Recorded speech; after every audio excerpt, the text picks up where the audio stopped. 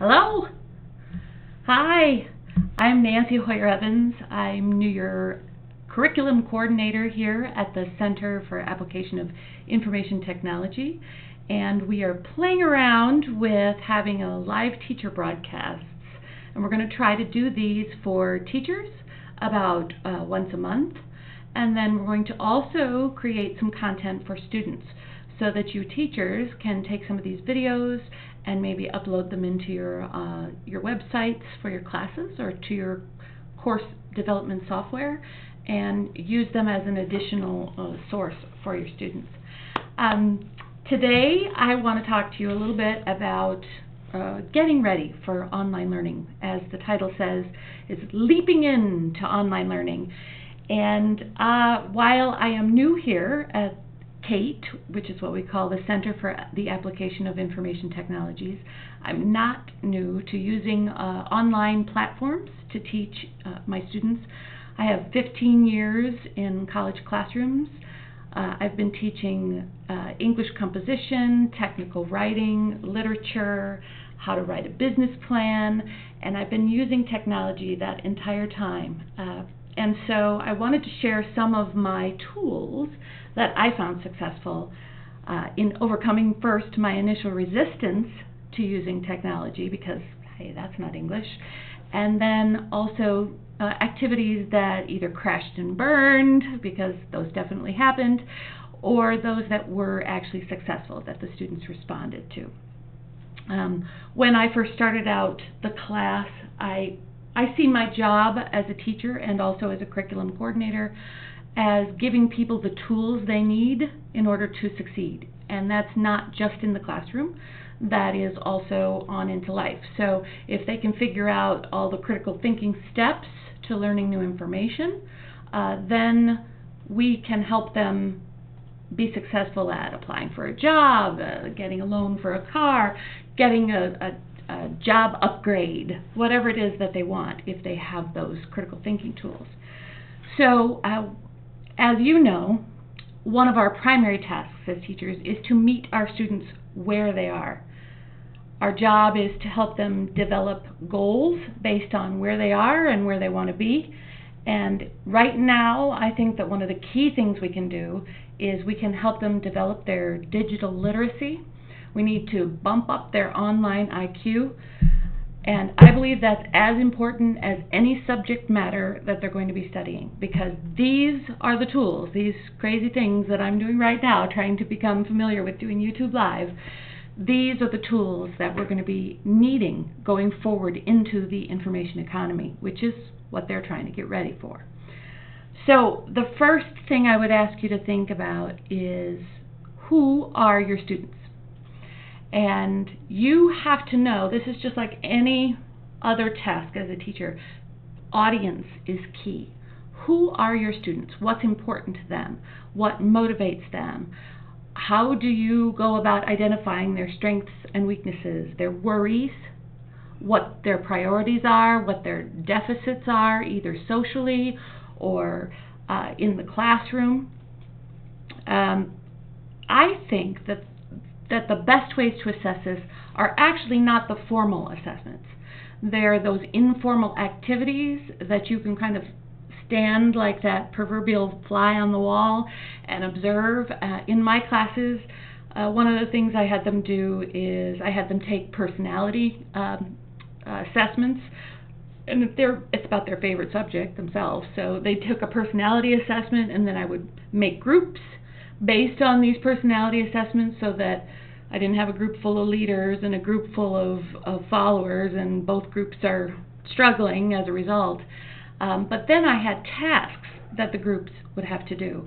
Like, for instance, if you're trying to build online IQ, you might have them do an online scavenger hunt, where you have them find a website that has resources for those who want to start their own business, where you have a resource that will help them learn how to keyboard better.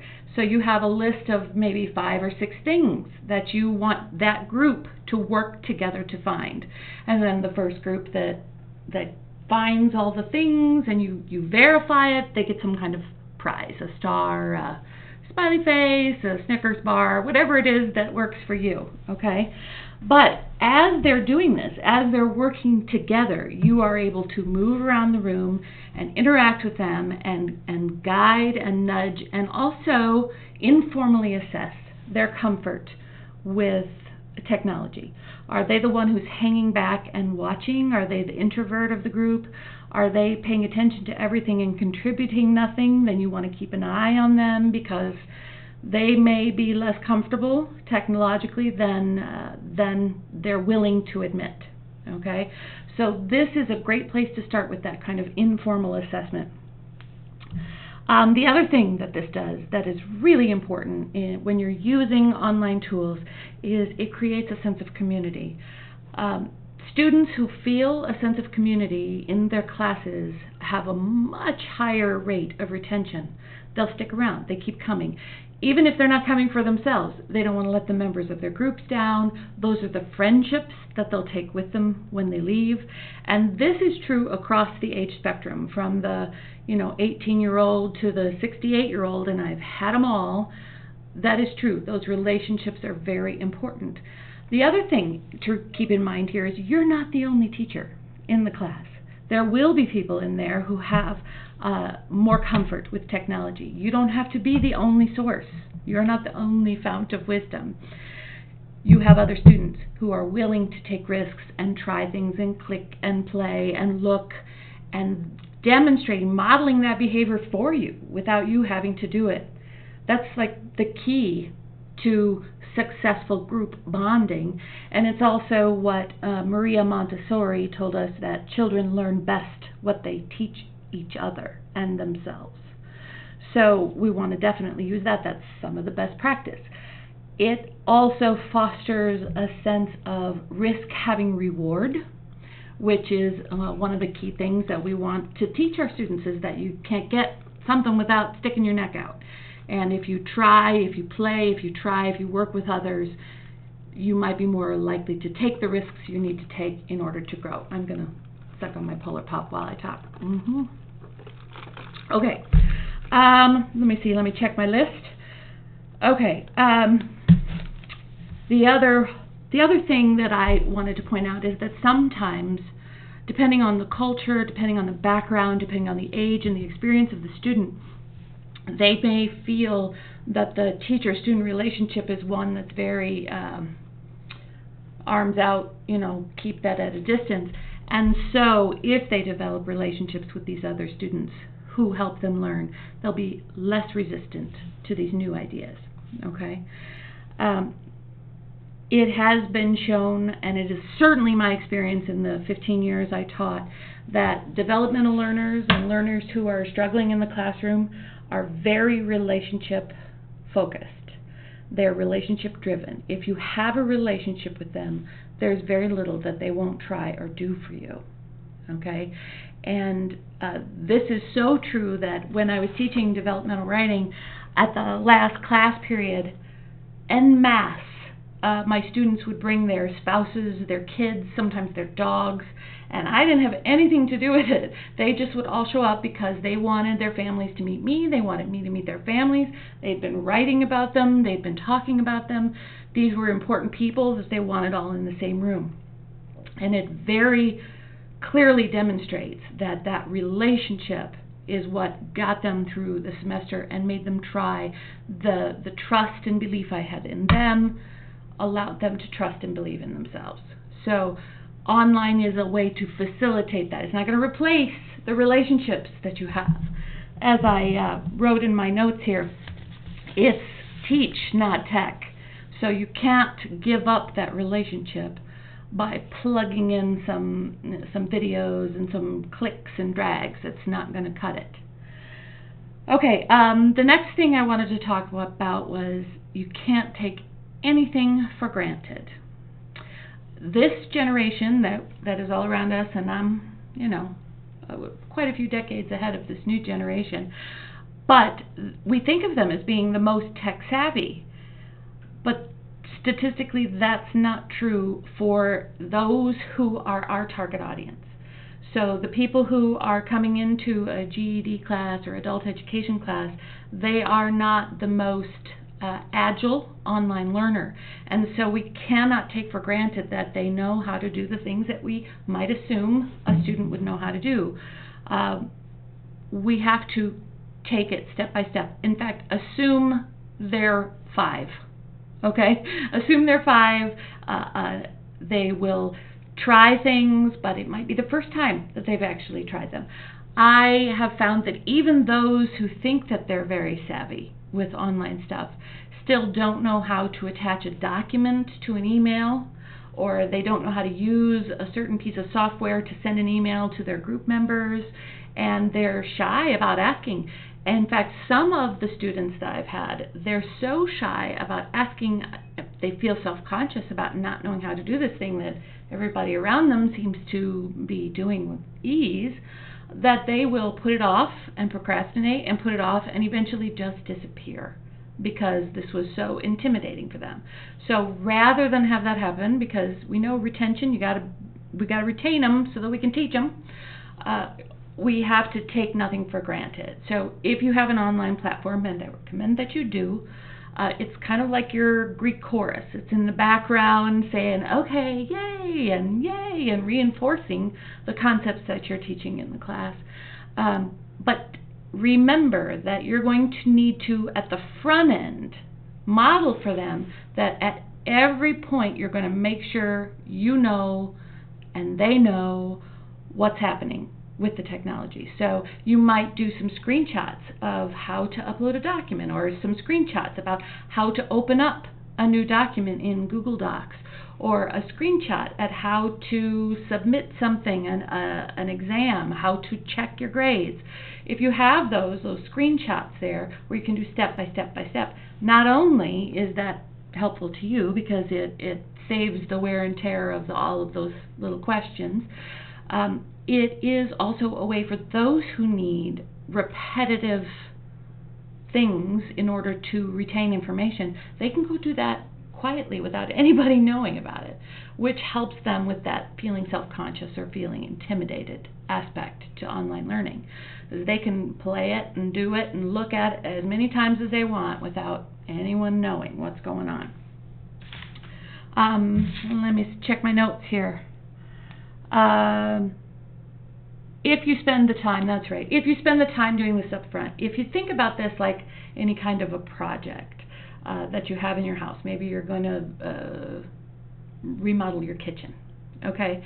And you, before you get to the pretty part where you have the cupboards and the sinks and the counters and the floors and everything's lovely, a lot of stuff goes in to the front end. You have to think about your space, and you think about how you want it to feel, and you have all these different materials to choose from, and what's the best layout for where you want your stove and your sink and your fridge. There's a lot of that front end planning that happens. This is exactly the same thing with an online platform. You have to think about the front end of this and anticipate where people might fall in the cracks.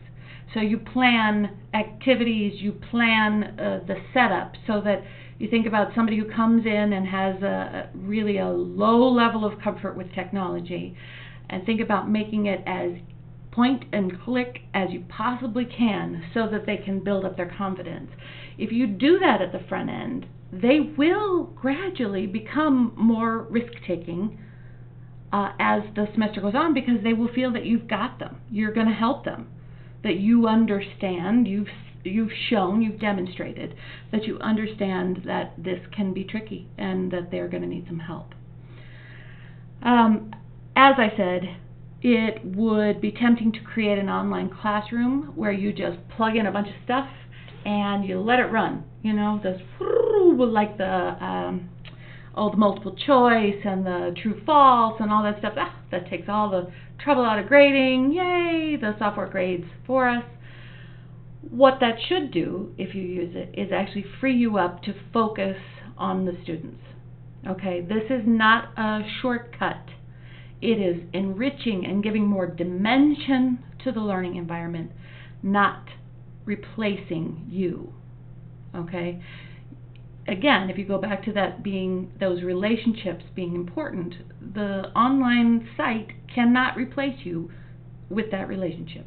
You have to invest in them, and they will invest in themselves. Once you've figured out your audience profile for your students, who have you got in there, and you should tailor some of your material. Make sure that you're using diverse sources so that people from different cultures, different ethnicities, different orientations all feel welcome in your classroom. The materials should reflect that inclusive environment. We're modeling how to engage with the world for our students, so we want this online platform to be a reflection of that as well. There are so many resources out there. I've been on the job here for about almost 6 weeks now, and I've been just taking in information, and there's so much that it can be overwhelming for somebody who knows how to navigate.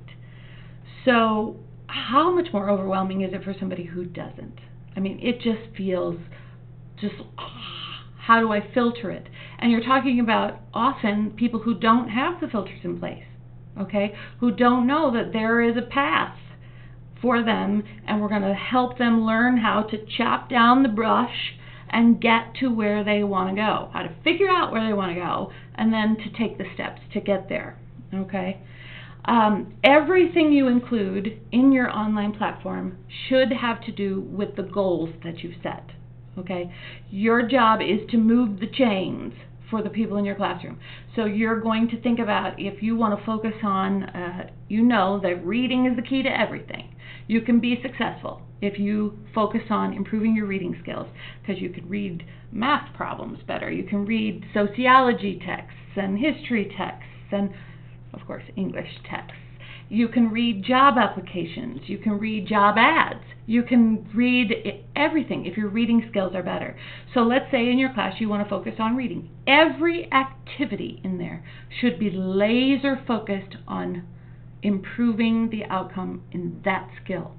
You don't want to do this broad machine gun blah, splatter just to keep them busy. Okay? People know that. Students know that this is just busy work. I've heard my teenager say it when he comes home from school, like, we just had to do worksheets, busy work. Yes, there is a place for repetition. Yes, there is a place for doing something over and over and over again until you get better at it.